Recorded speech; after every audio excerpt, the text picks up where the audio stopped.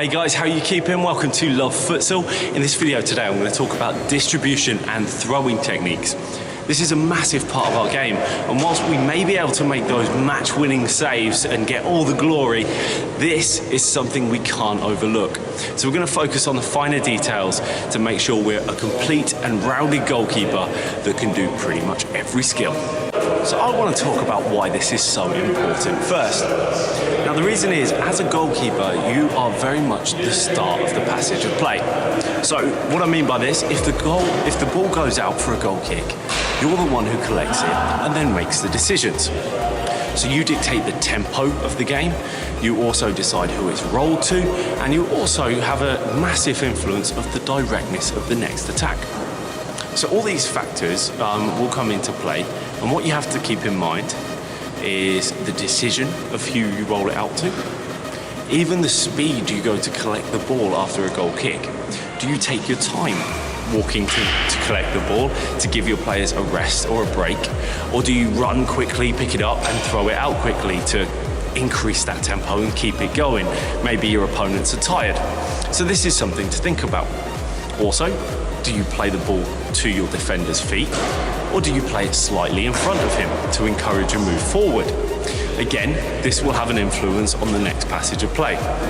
And also, are you getting more success with slow build-up? So building from the back, playing the ball, passing the ball, or are you getting a lot of joy from quick counter-attacks? So throwing the ball downfield to your pivot or your attacking player, is that working really well for you? So all of these things are in consideration, and it all starts with you as the goalkeeper.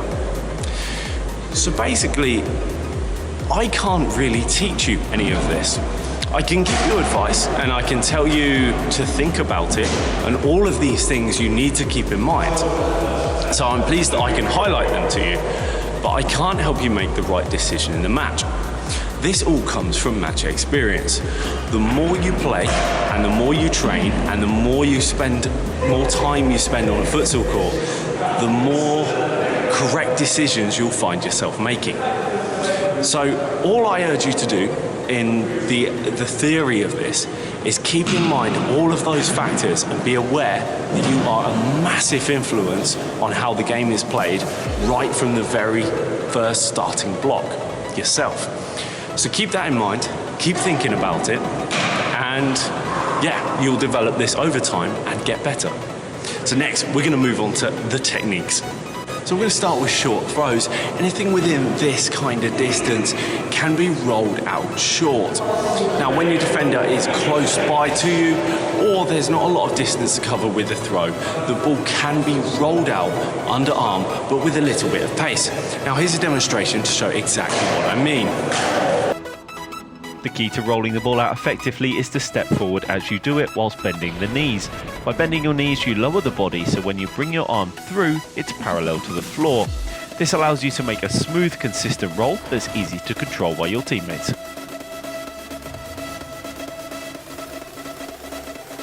There's a couple of things to keep in mind when doing short throws. Ensure there's a little bit of pace on the ball when rolling it out to your defender. Better players like to receive the ball with a bit of zip on it so they can control it and do with it as they please. And also, if you roll it out slowly, there's a high chance the attackers will press, and therefore you'll put your defender in a really bad position and he won't have much time on the ball. So if you do roll it out short, roll it out fairly quickly to them to give your defender time to make the decision to do with it what he pleases. Secondly, you can roll the ball either directly to feet, which is pretty much preferred on most occasions, or you can play the ball in front of him. So if you play the ball in front of your defender, it encourages him to move forward. This is ideal for the counter-attack and perfect to get the attack rolling, but isn't necessarily what your defender wants.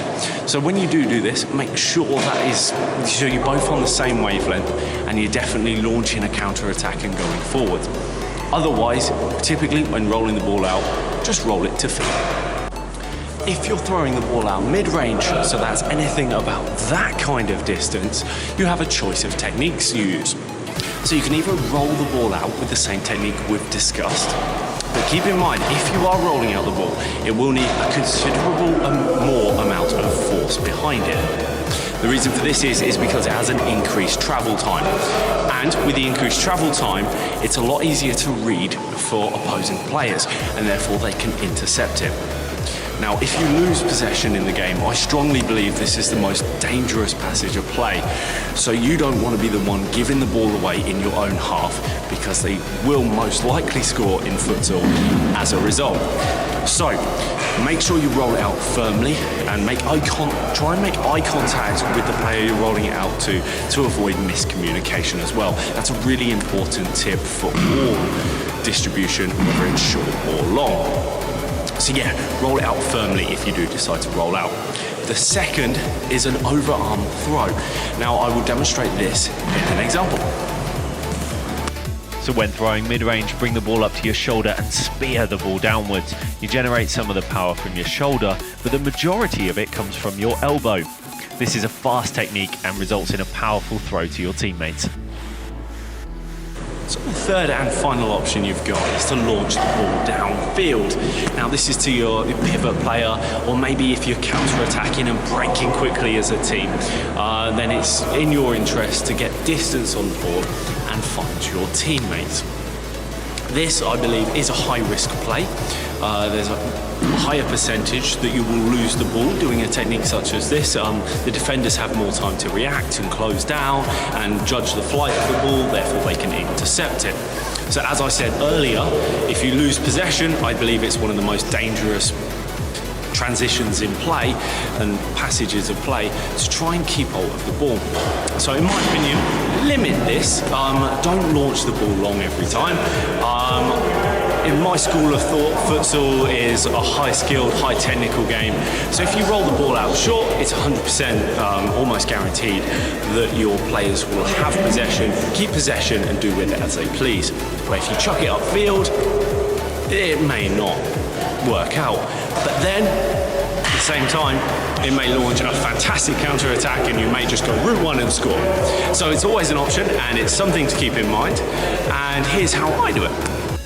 As you can see, with the long throws, I take a small hop forward with my feet. This helps me generate forward momentum and therefore power in the throw. I still generate some of this force with my elbow, similar to that of the mid-range throw technique. However, this time, most of the power comes from the shoulder.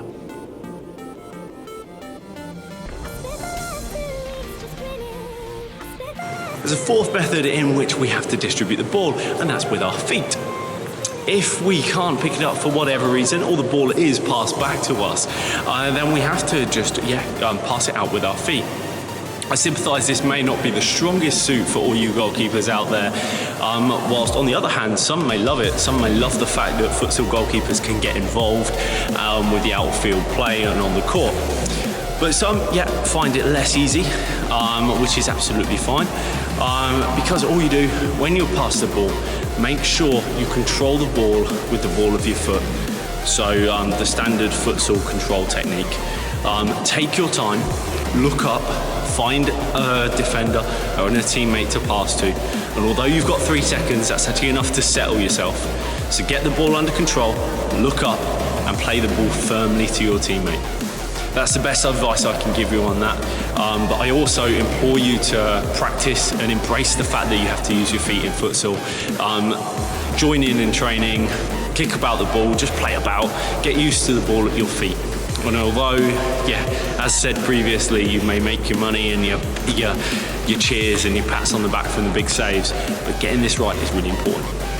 Now I want to talk about some of the challenges that I face with distribution.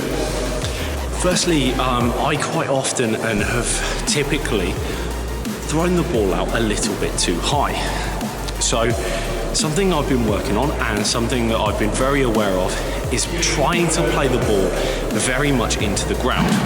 So those mid-range throws, don't launch it up, don't kind of go too loopy, instead throw it into the ground. The way the futsal works, because it's heavier and doesn't bounce as much, it almost grounds and continues to roll. So throw it, javelin it down, spear it down into the floor, and then that will ensure the ball stays low and is much, much easier for your teammate to control and then do with it as he pleases. The second major problem that I've had and challenge that I've faced is when multiple teammates are calling out for the ball. Now, I've had players left, right and centre all screaming for the ball. Pass me the ball, I'm free, I'm open. Now, as a goalkeeper, you have the best view of the entire pitch. You can see all of your teammates and all of the opposition. Therefore, I would argue you are in the best position to make the correct choice of where you distribute the ball to, just based purely on the fact that you have more information than everybody else. So make use of this, and also be very decisive in who you're passing to. If 3 people are calling for the ball, pick one and roll it out to him or her. That is it. There is absolutely no more questions. The other 2 that didn't receive the ball, it's now their job to move and rotate and play their game, their outfield game. But you have made your decision on who you roll the ball out to, so just stick to it, and I will tell you that will be really, really beneficial to your game, because if you're very indecisive, it causes a delay, it causes problems, it gives your opponents time to react. Also, you've only got 3 seconds anyway, so be very decisive in who you roll the ball out to and do it with purpose. Well, the third and final problem that I've faced quite often is when your opponents are pressing you really hard. So you have very limited options of where you roll the ball out to. If you play it short, you will kill your own defender, attackers will swarm over him, and you'll end up losing the ball and they will score. So playing the ball short isn't really an option. There's only a couple of solutions to this. Better movement by your team and rotations and positioning. That is definitely one of them, but that's something you need to work on as a team and something really I can't give advice on. But as a goalkeeper, your options to roll it short are limited. The mid-range and long ball may be an option. You could maybe find your pivot. But if you're running out of time and he's not available, so you have 3 seconds and it's counting down and you have nowhere to throw the ball, make sure you throw it into the far corners, either left or right. The reason for this is if you throw it straight down the middle and the opposing goalkeeper picks it up, he can then launch a quick attack and the pressure will be right back on you. And also it will give your teammates no time to reorganise. So if you aim for the corners and maybe throw it out for the corner, the other corner, then it will give your teammates time to recover, and also the goalkeeper won't be able to just pick it up and launch a quick attack. He'll have to either go and get the ball, or maybe even a kick in will have to be on the far or right or left, and it will just slow the game down and just reduce that vulnerability that you have and that you face from another quick break back at you. So as you can see, there's quite a lot to consider when throwing out the ball. This was only initially supposed to be a short video, but there's quite a lot to talk about, and there's quite a lot of smaller, finer details that you influence when you're throwing out the ball. So the best advice that I can give you is make your decisions purposely, play the ball with intent and pace, and play it quickly. And that will give your teammates a better chance, more time on the ball, and it will be more effective. And when it comes to choosing how and who you distribute the ball to, that will come very much with match experience. The more you play and the more time you spend on the court, the more you'll find yourself making the correct decision. So all I implore you to do is think about all of these factors.